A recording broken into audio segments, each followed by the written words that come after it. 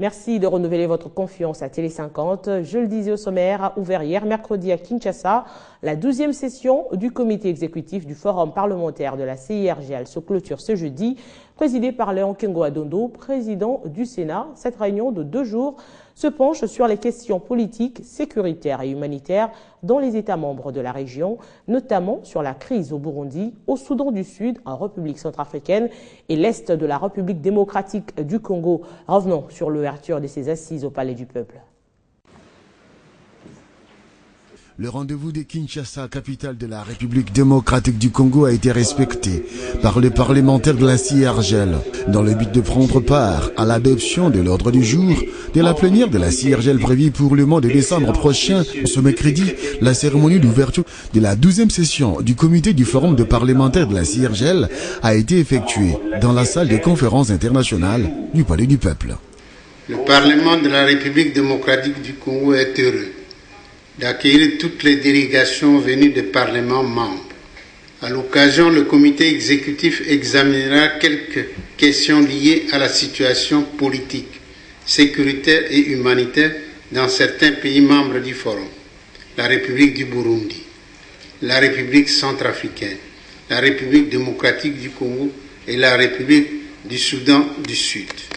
Le secrétaire exécutif de la CIRGL promet la mise en place des cadres des vents favorisés, la libre circulation des populations dans les pays de la CIRGL. On a fait des progrès, on a sur le terrain des mécanismes militaires qui intègrent tous les experts militaires de nos pays membres, comme à Goma, le mécanisme conjoint de vérification élargi, qui a évité beaucoup de tensions et de conflits. Je regrette un peu parfois ces actions meurtrières au niveau de Béni. Nous assistons progressivement à la fin des groupes armés des forces négatives. L'organisation de ces assises vise la résolution des problématiques de la sous-région du Grand Lac. Déjà, des avancées sont enregistrées. Et si c'est la possibilité vraiment de renforcer les institutions démocratiques et tout ça, ça c'est très important et ça je trouve à ce niveau-là il y a des progrès. Ouvert par Léon Kengo Adondo, la clôture de la 12e session du comité du Forum de parlementaires de la CIRGL interviendra ce jeudi après l'adoption du communiqué final. Restons au Parlement où le projet de loi fixant statut de chef coutumier a été adopté par les députés nationaux. L'adoption du texte a été précédée par l'examen des amendements. La loi fixant statut de chef coutumier s'ajoute à l'arsenal juridique sur l'organisation territoriale, administrative et politique en République démocratique du Congo. Crispin Chibassou. Les 37 articles du projet de loi fixant les statuts du chef coutumier ont été adoptés ce mercredi. L'adoption de ces textes de loi a été précédée par un travail en profondeur par la commission PAJ de l'Assemblée nationale. Les projets de loi votés visent l'affirmation des rôles protecteurs du chef coutumier en ce qui concerne l'identité culturelle ainsi que les valeurs traditionnelles et autres. Notre pays a des valeurs culturelles et les garants des coutumes de notre culture sont les autorités coutumières. Et cela devrait également être protégé, être mis dans des conditions qui leur permettent d'exercer correctement leurs fonctions. Bien avant l'adoption de cette loi, le député national Abdallah Benembaka a présenté une motion incidentielle sur les déclarations faites par le député national Pouela dans la presse en rapport avec la mission du président de l'Assemblée nationale à Berne il y a peu. Nous avons demandé que les comités des sages se saisissent parce que le collègue n'est pas à son premier forfait. Il est habitué à ce genre de comportement. Comme vous pouvez vous rappeler qu'une fois, il avait même une motion contre un des ministres et en dernière minute, il a préféré s'éclipser. C'est la nation tout entière qui a été honorée par le fait que l'un des nôtres ait été élu à ce poste prestigieux. Et donc, c'était normal qu'un certain nombre de députés, fiers de cette élection, aillent accueillir le président. Avec l'adoption de cette loi, l'Assemblée nationale vide les matières de la session extraordinaire. Tous les fonctionnaires de l'État de la ville de Kinshasa percevront leur salaire avant le 31 juillet. Affirmation du président du comité de suivi de la paye des fonctionnaires Jean-Louis Kayembe hier mercredi 29 juillet à Radio Kapi. Selon lui, le retard dans la paye est notamment dû aux travaux de migration informatique qui permettra dans un avenir proche une gestion fluide et rapide des données. D'après le président du comité de suivi de la paye des fonctionnaires, le gouvernement devrait assainir son fichier et opérer un passage vers un autre système informatique, l'ancien étant jugé défaillant. Cette migration permettra une gestion fluide et rapide des données. Un autre problème qui a retardé l'opération de la paye, c'est la transmission des listings. Tout compte fait, les banques ont déjà à leur disposition les fonds depuis le 18, mais ce qui ne leur a pas permis de payer, c'est le manque de listings en dur qui, malheureusement, continue encore à être transféré dans les banques, a affirmé Jean-Louis Kayembe sur la radio onusienne. L'opération de la paye des fonctionnaires débute le 15 de chaque mois. Pour ce mois de juillet, il a été repoussé au 20. Mais jusqu'au 28, les fonctionnaires de beaucoup de départements n'avaient pas encore été rémunérés. À ce jour, le président du comité de suivi de la paye des fonctionnaires a indiqué que les services tels que les forces armées de la RDC, la police nationale congolaise ainsi que les enseignants sont déjà payés. Toutefois, tout le monde ne pouvait pas être payé le 20. L'opération est en cours et plus de 80% des listings ont déjà été transférés. Et puis en séjour depuis dimanche au Congo central, les membres de la Commission nationale de droits de l'homme clôturent ce jeudi leur atelier basé sur les notions de base de droits de l'homme qui revêt une importance capitale pour le membre de la CNDH appelé à maîtriser les contenus et les contours des domaines spécifiques qui constitueront les questions de droits de l'homme à traiter au quotidien. À la recherche scientifique et technologique, le gouvernement a décidé de parachever la construction des installations du commissariat général à l'énergie atomique et centre régional de l'énergie nucléaire. La décision vaut la peine puisque le site situé à l'université de Kinshasa est menacé par des érosions. Le ministre en charge de ce secteur, Daniel Madimba, a encore visité le lieu pour se faire une idée nette de la situation. Reportage de Fabien Lumbala. Le désastre environnemental du CGA Krenka sur la cité universitaire est connu des Kinois. Le gouvernement avait même débloqué en son temps des moyens financiers qui avaient permis à l'intendance générale d'exécuter les travaux des constructions d'un collecteur long de 1037 mètres et de la clôture. Mais ces travaux sont restés inachevés. Sur demande du Premier ministre Matata Pognon, le ministre de la Recherche scientifique et technologie est allé s'enquérir de la situation avant le déblocage d'autres moyens financiers pour parachever justement les travaux. Daniel Madimba Kalonji s'est fait accompagner de la commission interministérielle composée notamment des délégués de la primature, du ministère du Budget, des Finances, de la Recherche scientifique et technologie et du Centre régional d'énergie nucléaire de Kinshasa. Témoins, les membres du comité du commissariat général à l'énergie atomique que dirige le professeur Vincent Lukanda. L'idée c'est qu'on puisse sécuriser la clôture du Krenka. J'attends d'abord le rapport qui sera effectué demain et après je vais me décider. La première conséquence de cette visite, c'est la réunion de la commission interministérielle et l'intendance générale tenue ce mercredi 29 juillet, toujours à Krenka. Objectif, évaluer et arrêter des nouvelles dispositions relatives à la reprise des travaux. Pour revenir à la journée de mardi, Daniel Madimba a aussi visité le bâtiment de ce centre dont les travaux sont interrompus depuis 1972 à l'époque du professeur Maloua Kalinga.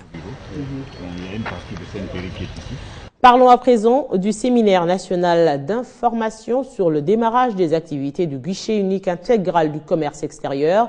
Ce séminaire est organisé en même temps à Kinshasa, à Matadi et à Lubumbashi en vue de présenter les solutions mises en place pour la procédure de pré-dédouanement RDC. Les réformes continuent en République démocratique du Congo. L'une des plus importantes et primordiales est celle du guichet unique intégral sur le commerce extérieur, dont l'installation et la gestion sont faites grâce au partenariat public-privé avec la société d'exploitation du guichet unique du commerce extérieur. Normalement, dans notre méthodologie de gestion de projet, il y a un cadre pour les faire. Ce cadre-là, c'est le comité directeur qui va regrouper tous les directeurs généraux des différentes structures qui interviennent, donc des structures parties prenantes, et aussi les différentes structures, que ce soit publiques ou privées. le gouvernement de la République démocratique du Congo a pris à bras-le-corps les démarrages de la phase pilote de ce projet. La réforme du guichet unique est donc une des réformes phares initiées par le gouvernement de la République. Elle s'inscrit dans le cadre de la facilitation du commerce et poursuit le double objectif, à savoir l'amélioration de notre cotation Doing Business dans son volet commerce transfrontalier, ainsi que celle de la qualité et de la quantité des perceptions des droits dus à l'occasion de cette activité. Un guichet unique se veut d'impliquer toutes les parties, comme l'a indiqué Kimona Bolongo, administrateur délégué ad interim de la FENC. Ce que vous avez dit à propos des exportations, il ressort la nécessité également d'identifier les prestations de chaque prestataire, afin de lui octroyer la rémunération à la hauteur de ses prestations. Ces projets se révèlent d'une importance capitale pour la matérialisation de processus administratifs et réglementaires liés à l'import et l'export de toutes marchandises, et ce, dans les sphères de transport en République démocratique du Congo. Restons dans les douanes pour parler de l'ouverture hier mercredi de la 10e session annuelle de la réunion des directeurs de la Direction générale de douane et accises à Kinshasa. Objectif, faire le point et l'évaluation de fonctionnement des services de la DGDA en rapport avec leur capacité à mobiliser les recettes du Trésor public. C'est le ministre des Finances, Henri Yave, qui a donné le go de cette 10e session des directeurs de la Direction générale des douanes et accises. La loi des finances de l'exercice 2015 assigne à la Direction générale des douanes et accises un objectif de quelques 2579 milliards de francs congolais de recettes à réaliser, soit un effort supplémentaire à fournir de 43,4% par rapport à vos réalisations de l'année 2014. Occasion pour les directeurs centraux, provinciaux et les représentations extérieures de la DGDA de faire un diagnostic devant permettre à cette institution de prendre des mesures nécessaires pour une mobilisation accrue des recettes douanières et accises. Par rapport aux réalisations des recettes de l'année 2014 à la date du 30 juin, l'exercice en cours enregistre une plus-value de 48 305 474 755 francs congolais. Chaque directeur provincial aura l'occasion d'expliquer les raisons des moins-values enregistrées et présentera les stratégies à mettre en œuvre pour résorber son déficit afin d'atteindre les objectifs assignés pour l'année 2015. Ces assises surviennent au moment où la RDC entreprend de multiples réformes. Le vœu de la Direction générale des douanes et accises est de lutter contre la fraude et les antivaleurs qui amenuisent les efforts déployés dans la mobilisation des recettes du Trésor public.